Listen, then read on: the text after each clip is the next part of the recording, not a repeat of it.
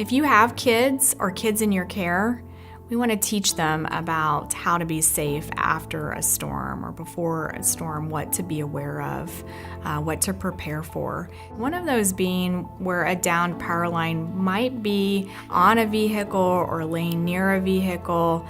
The safest place to be is inside of the vehicle unless it's on fire. Do not get out of your vehicle. Call 911 immediately and report the incident.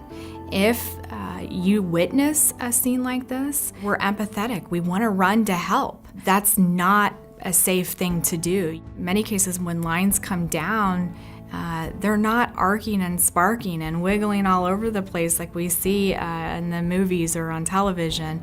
They could just be lying there, and there's no way to visually tell whether that line is live. One of the main things we want to talk to kids about is the importance of staying inside after a storm. Oftentimes it's exciting to go out and see what all has occurred outdoors, but there are hidden dangers. If there's a thunderstorm that's approaching and your children are at practice outside, they hear thunder or they see lightning, the best case scenario is to immediately seek shelter. You never want to seek shelter underneath a tree or a pavilion or a shed. If you're outside and you're not able to get indoors to seek shelter, the safest place to go is inside a vehicle with a hard top with the windows up.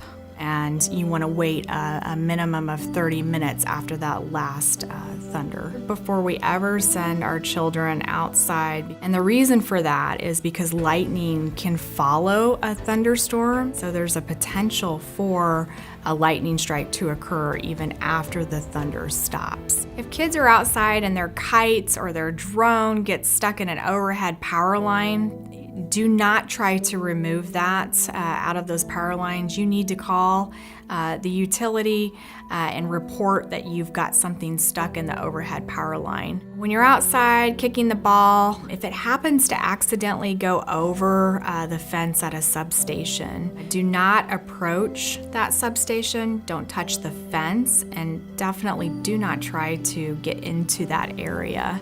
You need to contact that utility and make them aware, and they will retrieve that for you. Another thing is to respect those green boxes that you see. Those are called pad mount transformers. You never want to climb or play on top of those. They contain electrical equipment that can be extremely dangerous. There are educational resources and videos on safeelectricity.org, as well as games and quizzes that you can utilize with your kids or your loved ones. So make sure to take time to educate them to prevent accidents and save lives.